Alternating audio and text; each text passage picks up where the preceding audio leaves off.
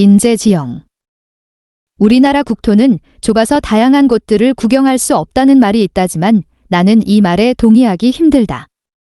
위아래로 길쭉한 대한민국은 북쪽과 남쪽이 확연히 다르고 동고서저의 지형에서 평지에 사는 사람들, 하천의 중류에 사는 사람들, 바닷가에 사는 사람들, 무엇보다 산골 지방에 사는 사람들의 풍습과 생활 모습이 천차만별이기 때문에 어딜 가느냐에 따라 각양각색의 한국을 구경할 수 있다. 그중 가장 미지의 광경, 베일에 감추어진 곳은 왕래가 다소 어려운 산골 지방이 아닐까 한다. 그래서 더더욱 산골 지방에 대한 호기심이 생긴다. 지금에서야 고속도로가 뚫리고 터널이 만들어졌지만 과거 오고 가기 힘들었던 산골 지방은 그만큼 외부 접촉이 적어 고유의 생활 풍경이 많이 훼손되지 않은 채 전해지고 있기 때문이다. 산골 지방 하면 자연스레 강원도가 떠오를 것이다. 그러나 강원도도 전부 똑같은 산골 지방이 아니다. 한국의 척추라고 하는 태백산맥 기준 영서, 영동 지방이 다르고 태백산맥이 가로지르는 산골 지방이 또 다르다. 보통 강원도의 관광지는 영서, 영동 지방에 집중되어 있다. 영서의 춘천, 영동의 속초나 강릉 등 말이다. 왕래가 적었던 산골 지방은 개발도 어려운 부분이 있어 관광지로 활성화되지 않았는데 이는 나에게 역설적으로 더 관광의 욕구를 자극한다. 강원도 산골 지방의 매력을 느낄 수 있는 여행지로 인제를 추천한다. 전설의 동물 기린의 굽처럼 생겼다는 신비스러운 곳 인제. 기린의 가호를 받고 있는 인제의 관광지들 가운데 소개하고 싶은 곳들이 한가득이다. 하얀 인제성당. 브런치 글 이미지 1. 인제시외 버스터미널에서 내리면 멀지 않은 곳에 인제성당이 있다. 하얀 인제와 어울리는 참으로 하얀 성당이다. 정면 파사드는 좌우 완벽한 대칭 구조로 비례미와 균형미를 통해 안정감 있는 모습을 하고 있고 무엇보다 성당의 압권은 색감일 것이다. 색감의 톤은 전반적인 흰색 톤의 첨탑과 십자가만 검은 톤을 주어 지나치게 가벼워 보이지 않으면서 성당의 경건함을 유지한다. 성당의 정가운데에 기준점 역할을 해주고 있는 하얀 예수상과 피에타상은 대칭미의 한 송이 꽃과 같다. 인제성당은 한국전쟁 직후였던 1954년 6월에 설립되었고 린치 요한 신부가 최초의 신부로 부임했다고 한다.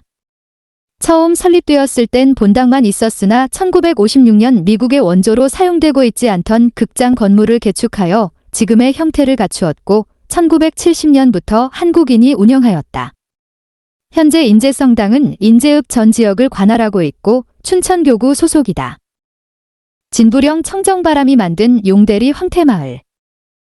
용대리 황태라고 어디선가 많이 들어본 익숙한 어감일 것이다. 황태 요리를 하는 식당은 보통 용대리라는 말을 많이 쓴다. 놀랍게도 용대리는 식당 상호가 아닌 인제 북면에 있는 지명이다. 인제의 용대리에 가면 황태를 만드는 황태마을이 있고 황태요리집이 즐비해 있다. 지난 속초 편에서 반건조한 명태를 코다리라고 설명한 바 있다. 이때 명태를 완전히 얼리면 동태, 얼렸다가 다시 녹이는 행위를 겨울철에 반복하는 명태를 황태라고 한다. 참고로 완전히 말린 명태는 북어라고 한다. 이토록 명태 하나 가지고 조리법에 따라 명칭이 저마다 다른 이유는 지역별로 먹는 방법이 다 달랐기 때문이다. 지금에서야 정보화 시대의 지역별 조리법에 따른 서로 다른 명칭들이 퍼져 오히려 더 헷갈리지만 지역 간 왕래가 적었던 옛날에는 자기네 동네만의 먹는 방법만 알 뿐이었고 겨울이 유난히 추운 강원도 산간지방에선 명태를 냉동시켰다가 해동시키기를 반복한 뒤 먹었다. 본디 황태는 이북요리이다. 인제는 과거 38선 이북지역의 북한 땅으로 한국전쟁 이후 휴전선이 도로 그어지면서 남한 영토로 편입되었고 이북이 고향이신 탈북민들 중 상당수가 인제 용대리에 정착해 본인들이 고향에서 먹던 황태를 해먹었다고 한다. 그리고 탈북민으로 별달리 경제활동을 하기 힘들었던 용대리 황태마을 사람들이 황태를 팔면서 황태요리가 유명해졌다. 인제 용대리는 태백산맥의 진부령에서 내려오는 차가운 청정바람이 불어오는 곳으로 일교차가 커서 우수한 황태 생산에 적합하다고 한다. 용대리 주민의 80%가 이 황태산업에 종사하고 있다고 하며 용대리에 들어서면 황태식당과 곳곳에서 황태를 줄에 걸어 냉동 혹은 해동시키고 있는 광경을 목격할 수 있다. 어디 가서 이 많은 황태들을 볼 수 있단 말인가? 용대리 황태마을에서 전국 황태 생산의 70%를 담당하고 있다. 황태라 해봤자 다 같은 황태가 아니냐는 사람들에겐 원산지에서 갓 만든 음식을 바로 먹는 행위의 즐거움을 강하게 설파하고 싶다. 질 떨어지는 황태는 푸석하여 먹기 힘들고 이에 끼기 쉽상이지만 품질 좋은 황태는 적당히 씹는 맛이 매력적이면서 부드러워 식감이 좋은 편이다.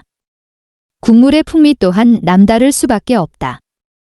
해장용 밥이 아니었던 게 아쉬울 뿐이었다. 만해 한용운을 탄생시킨 백담사. 인제처럼 산골 마을들은 옛부터 영험한 절들이 있었고 종교 수련자들을 위한 공간이 되었다. 인제를 다녀간 종교 수련자 가운데 가장 유명한 수도승은 만해 한용운이다. 민족운동가, 시인, 승려 등 만해 한용운은 한 가지 정체성으로 규정되는 위인이 아니다. 단 한 가지의 측면에서만 만해 한용운을 논평해도 수많은 족적들을 소개해야 한다.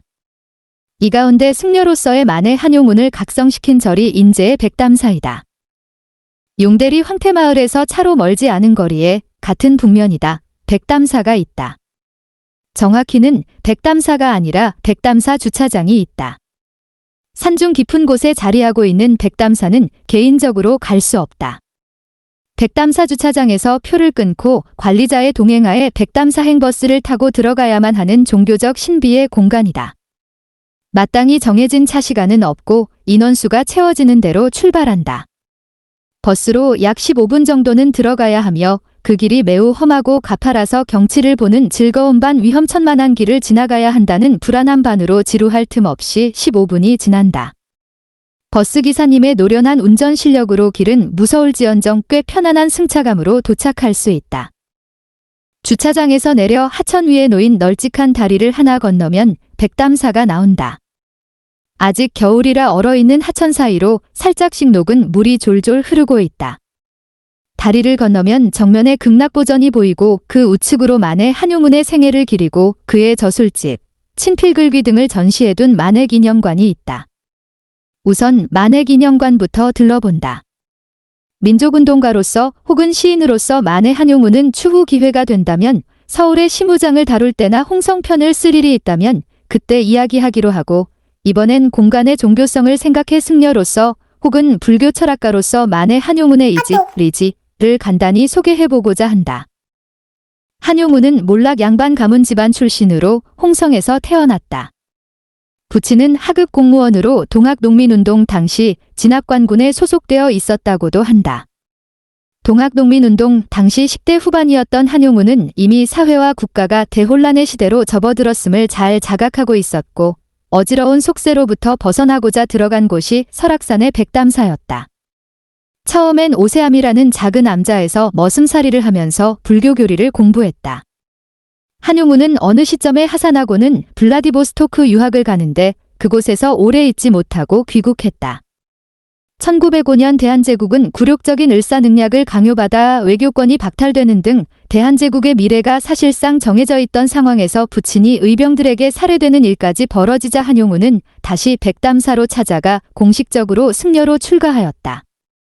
한용운의 본명은 한정옥이며 은사승려에게 용운이라는 법명을 받고 만해를 법호로 정하였다.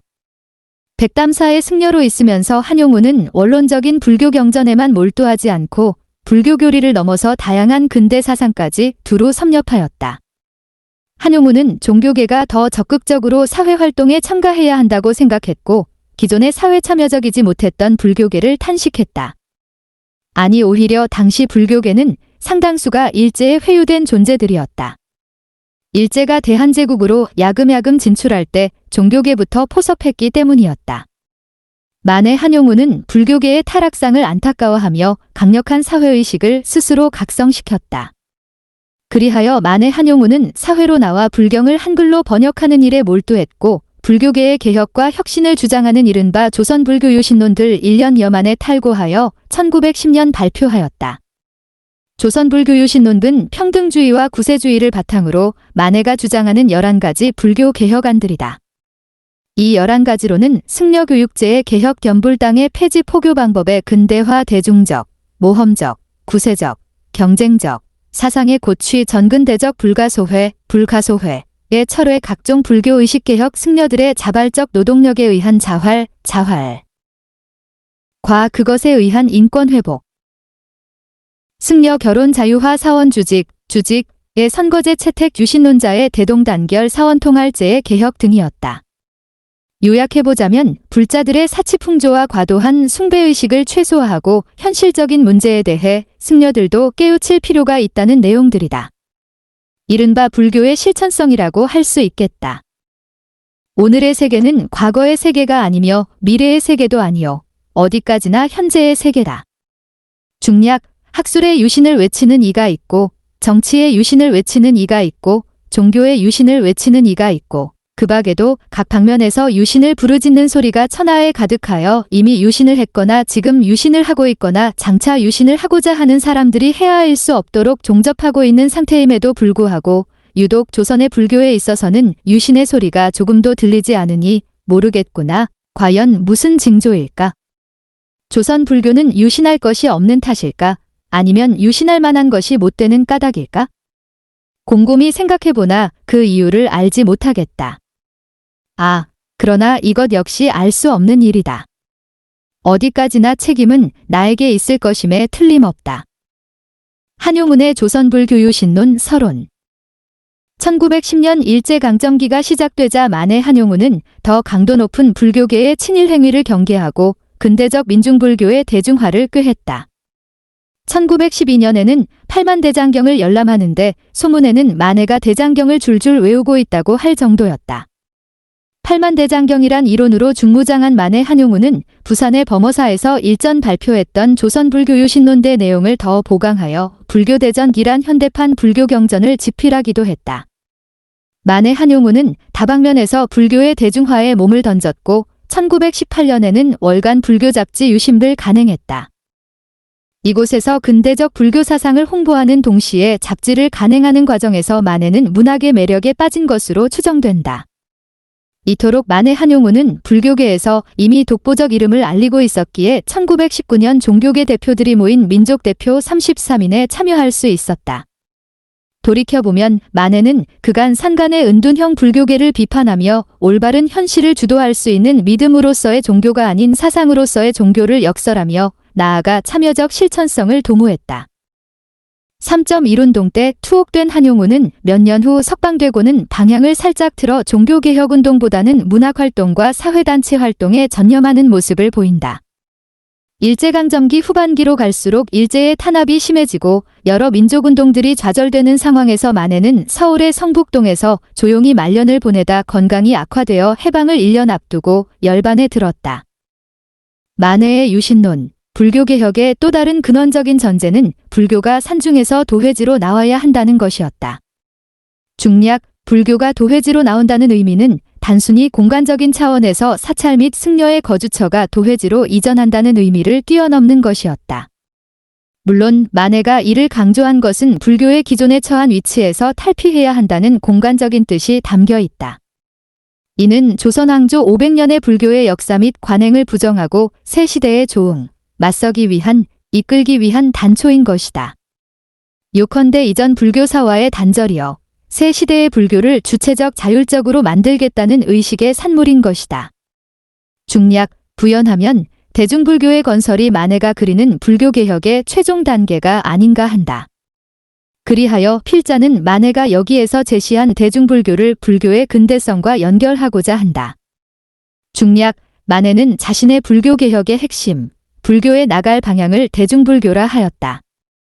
그런데 그는 대중불교를 건설하기 위해서는 시설, 실행이 뒤따라야 한다고 보았다.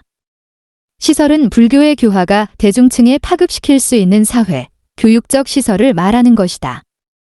그리고 실행은 불교도 스스로가 대중과의 교섭에 나서야 한다는 것이다. 김광직 교수, 불교의 근대성과 한용운의 대중불교. 만해기념관을 나오면 사상가로서 불교계의 거두승려로서 만해 한용운을 탄생시켰다는 생각에 백담사가 한층 더 경건해 보인다. 꼭 한용운의 흔적이 아니더라도 백담사는 전각 밀도가 높지 않아서 간단히 걸어보기 좋다. 극락보전 자체도 그렇고 타 전각들의 자리매김도 그렇고 반듯한 대칭과 단정한 앉음새가 마음을 한결 편안하게 해준다. 거대하고 늠름한 탑이나 전각들이 스스로를 과시하는 사찰보다 깊은 산속의 사찰이라면 제멋을 내세우지 않고 경건함을 유지함으로써 되려 산 전체를 종교적 공간으로 확장시킬 수 있다. 확실히 겨울산의 찬 기운이 정신을 맑게 해준다. 괜히 한용운이 이곳에 온 게 아닌지 싶다. 하긴 나는 지금 다른 산도 아니라 설악산의 계곡 한가운데 있으니 이 설악산의 수많은 계곡 중 하나의 설악산의 산기가 모여진다 생각하니 미지의 피안에 있는 듯한 몰입감 물씬이다. 이런 신비스러운 느낌 때문인지 몰라도 전두환 내외가 한때 권저였던 대통령직에서 물러난 뒤 은신했던 곳이 백담사이기도 했다. 나중에 전두환이 구속되었을 때 이순자 여사가 백담사를 다시 찾아오니 백담사 측에서 거절했다고 한다. 백담사를 돌아다니다 보면 전두환의 흔적들이 꽤 여기저기 흩어져 있다. 만에 한용운이 백담사의 자랑이라면 전두환은 백담사의 흑역사다. 백담사 인근에는 동국대학교에서 운영하는 만해마을이 있다. 만해를 기리는 더 다양한 부속 건물들이 있으며 매년 만해축제도 개최된다고 한다. 백담사에서 주차장으로 다시 돌아오는 셔틀버스도 인원수가 채워지는 대로 출발한다. 정해진 시간이 없기 때문에 백담사에서 시간을 꽤 잡아먹는 편이다. 아직 어둑어둑하진 않지만 겨울이라 곧 어두워지고 산간지역이라 어두울 때까지 밖에 있어서 좋을 건 없다. 백담사의 어원이 설악산엔 맑은 연못들이 100개나 있다고 해서 붙여졌을 만큼 설악산 내린 인제에는 멋들어진 계곡들이 많고 그만큼 밤별 잘 보이는 곳에 가성비 좋은 펜션들도 많은 편이다. 더 어두워지기 전에 시내에서 식량들을 사들고 펜션에 가 별빛을 안주 삼아 인제의 첫날을 맑은 공기와 함께 보낸다. 속삭이는 자작나무숲. 다음날 이제는 인제의 얼굴 같은 곳이 되었다고 해도 과언이 아닌 원대리 자작나무숲으로 떠난다. 원대리 자작나무숲의 공식 명칭은 속삭이는 자작나무숲. 이름부터 몽글하고 동화 같다. 자작나무 숲으로 가는 길에 인제에서 가장 유명한 막국수집 옛날원 대막국수가 있다고 해서 들렀다. 나중에 인제를 여행 갔다 왔다고 하면 다들 이 식당을 들렀는지부터 묻는다. 정확한 식당명을 기억하지 못하는 사람들은 원대리에 있는 그 막국수집 하며 반가워한다.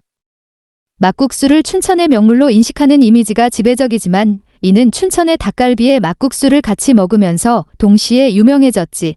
막국수의 고향은 강원도 산간지방이기 때문에 인제야말로 막국수의 성지라고 할 수 있다.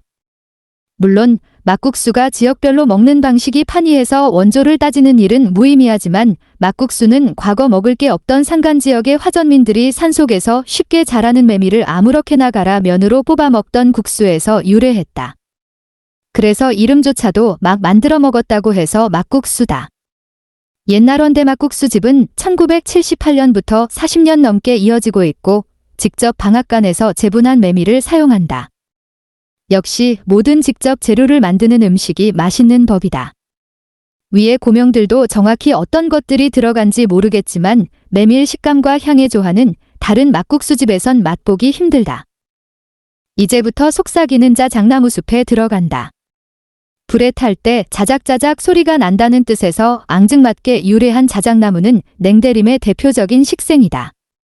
한반도의 경우 북위 38선을 기준으로 이북이 냉대림, 이남이 온대림이라 강원도 인제에서 자작나무가 날 수 있겠거니 싶지만 자작나무는 주로 북위 40도를 넘는 곳에서 나기 때문에 남한에서는 자작나무가 자생할 수는 없다. 따라서 남한에서 확인할 수 있는 자작나무는 인력으로 심어 키운 것들이다. 그나마 수도권이나 강원도 중북부의 기후, 덕에 심어서 키우는 것까진 가능하나 그 남쪽으로는 자작나무가 자랄 수 없는 환경이라고 하니 자작나무가 그렇게까지 흔한 나무는 아니다. 속삭이는 자작나무 숲의 흰색의 자작나무들이 연출해주는 하얀 세상은 감미로운 동원 같다.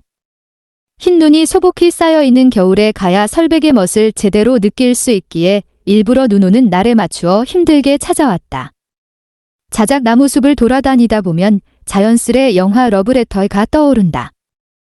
나도 한때는 자작나무 타던 소년이었다. 그래서 다시 그 시절로 돌아가기를 꿈꾼다. 걱정이 많아지고 인생이 정말 길 없는 숲 같아서. 얼굴이 거미줄에 걸려 얼얼하고 근지러울 때. 그리고 작은 가지가 눈을 때려. 한쪽 눈에서 눈물이 날 때면 더욱 그 시절로 돌아가고 싶어진다. 이 세상을 잠시 떠났다가 다시 와서 새 출발을 하고 싶어진다. 그렇다고 운명의 신이 고의로 오해하여 내 소망을 반만 들어주면서 나를 이 세상에 돌아오지 못하게 아주 데려가 버리지는 않겠지? 로버트 프로스트 자작나무 중에서 속삭이는 자작나무 숲은 아름다운 만큼 입산하기가 꽤 까다롭다. 등산로가 그렇게까지 가파르거나 험난한 코스는 아니지만 왕복 3시간 정도는 소요된다. 입장 가능 시간은 연중 9시부터이고 입장 마감 시간은 하절기의 경우 오후 3시, 동절기의 경우 오후 2시까지다. 하절기는 5월 4일부터 10월 31일까지고 동절기는 12월 15일부터 1월 31일까지다.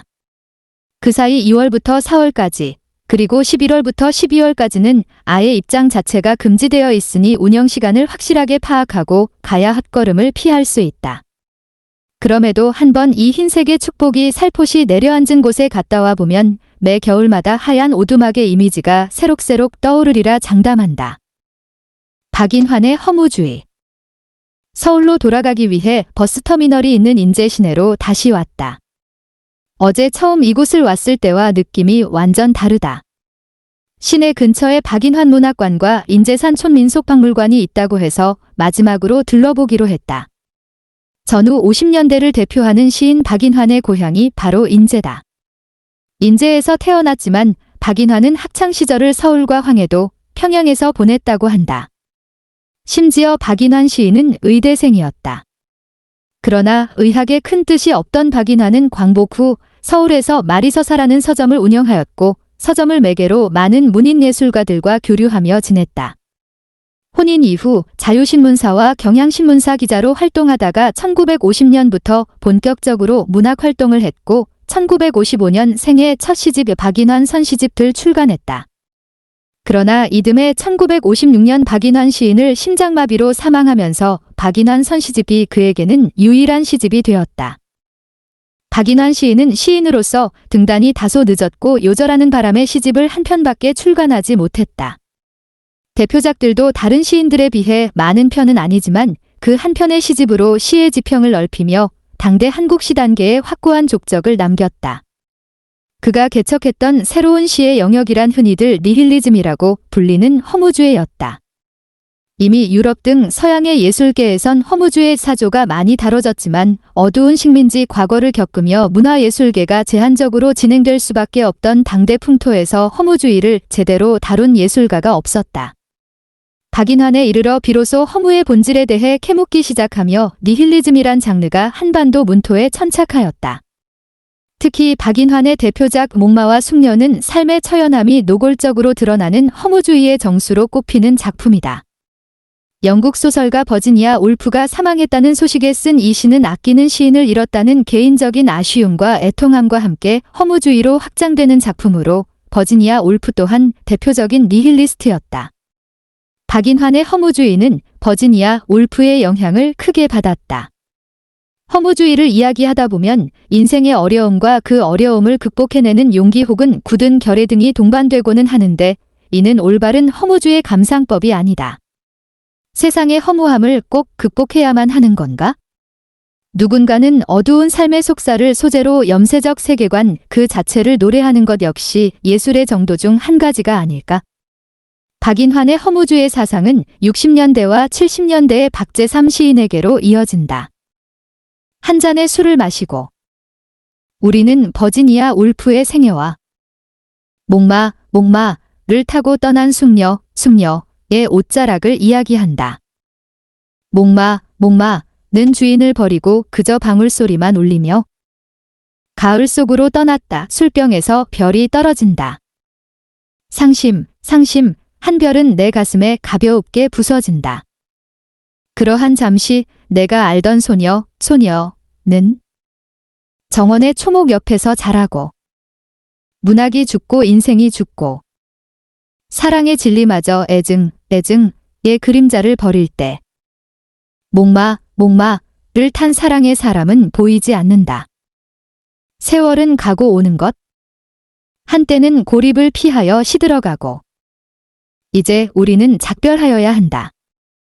술병이 바람에 쓰러지는 소리를 들으며 늙은 여류작가의 눈을 바라다 보아야 한다. 등대.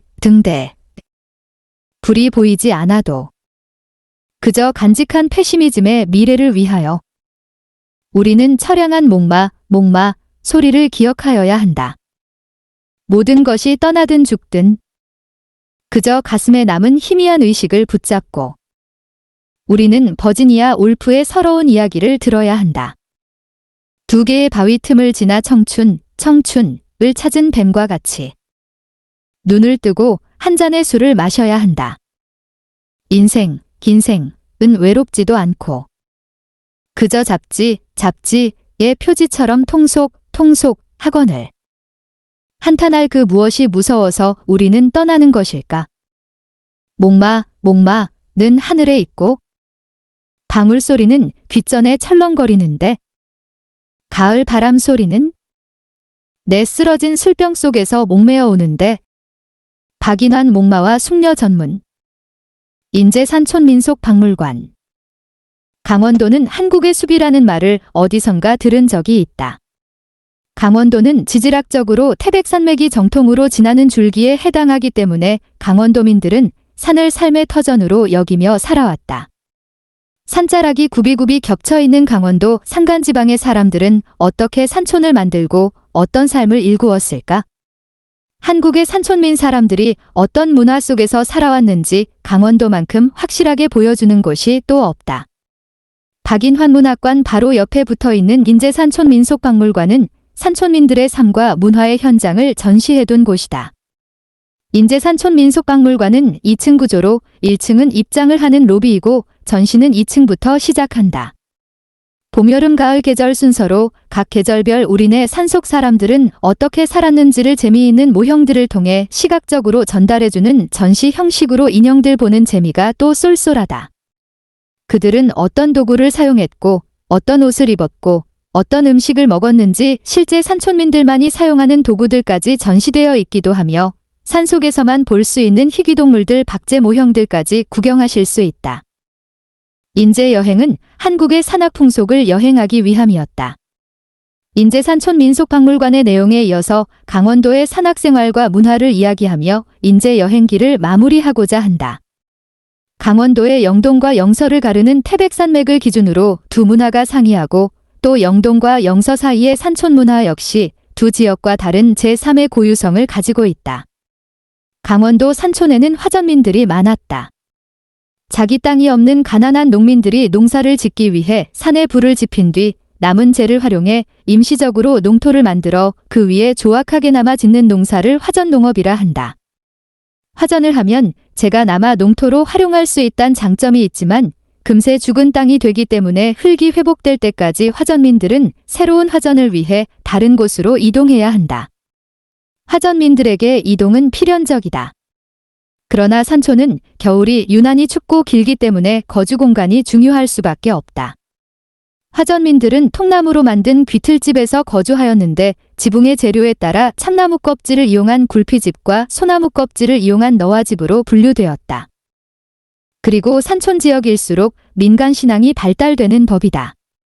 험준하고 호열한 산새들은 신적 존재들을 연상케 하며 경외감을 만들어내고 바다만큼이나 안전이 보장되지 않기에 신변의 보호를 염원할 기도의 대상이 필요하다. 따라서 오래도록 산촌 지역에서는 산신들에게 제사를 지내는 문화가 이어져 내려왔다. 한국에선 산신을 선왕이라고 불렀는데 등산할 때 돌무더기를 쌓아 올리고 소원을 비는 행태가 바로 선왕신에게 비는 선왕신앙 중 하나의 모습이다.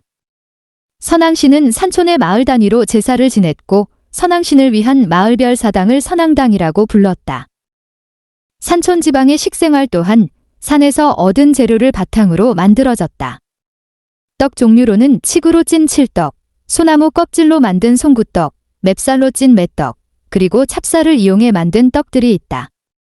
떡은 아니지만 옥수수를 둥글널쩍하게 반죽한 옥수수 반대기와 찰수수 가루 반죽에 파당금을 넣어 만든 수수부꾸미, 수수모루미 등 또한 산촌의 먹거리들이다.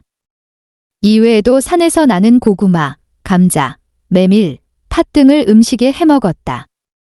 전체적으로 산촌 지역의 음식들은 맛을 위해서 먹는다기보단 생계를 위해 산에서 당장 캐올 수 있는 재료들이 가장 기본적이다. 비단 식생활뿐 아니라 주거문화와 다양한 민간신앙들 전부 호화로운 정착 생활에서 나온 사치의 안일함이 아닌 생존을 위해 개발하고 일구어낸 투쟁이 솟아닌 것이다. 그래서 투박하지만 거친 이 산촌 생활이 나는 더욱 매력적으로 느낀다. 여행의 재미를 더 깊이. 여행지와 어울리는 책 추천. 박인환 선시집. 인제 출신의 시인 박인환의 유일한 시집입니다. 대표작으로는 목마와 숙녀, 세월이 가면 등이 있지만 두 작품 외에도 박인환 시인 특유의 니힐리즘적 시들을 여러 편 감상할 수가 있죠. 대중적인 시들은 서정시, 연시 등 밝은 작품들이지만 그만큼 니힐리즘, 허무주의의 가치가 소중하지 않나 싶습니다. 해방 직후 한국 전쟁이라는 현대사의 거대한 상처를 간접적인 배경으로 깔고 있는 세계관에서 그 음울함이 어떻게 예술로 표현되는지를 염두에 두시고 시를 읽으면 박인환 시인의 작품들이 멀게만 느껴지진 않을 겁니다. 관념적이고 학술적인 용어들이 자주 나오지만 그런 용어들도 찾아보시면 시를 한층 깊이 이해할 수도 있죠. 여행의 재미를 더 깊이. 여행지와 어울리는 영화 추천. 이와이 슌지 감독의 러브레터. 하얀 인제의 자작나무 숲을 걸을 때 누구나 흰 설경과 첫사랑이란 모티프를 낭만적으로 풀어낸 이와이 슌지 감독의 러브레터를 떠올릴 겁니다. 1995년 개봉한 오래된 작품임에도 여전히 대표적인 첫사랑 영화로 손꼽히고 겨울마다 늘 거론되기도 합니다. 그러나 러브레터는 마냥 서정적이기만 한 작품은 아닙니다. 사랑의 끝을 죽음으로 상정했는데요. 나카야마 미호가 1인 2역을 맡은 히로코와 이츠키 모두 각자의 사연 속에서 죽음을 받아들이는 내용으로 영화의 얼개가 구성되어 있습니다. 죽음을 두고도 한쪽은 떠나보냄을, 다른 한쪽은 영원히 간직함으로 영화가 끝나지만 교차되는 두 세계를 통해 떠나보내는 것과 더 소중하게 간직하려는 것이 다르지 않음을 말하는 게 아닐까 싶습니다. 잘 지내고 있느냐고. 나는 잘 지내고 있다고 안부를 토해내듯 묻는 외침은 사랑과 추억과 죽음을 맞닥뜨리는 심리적 성장의 과정이죠.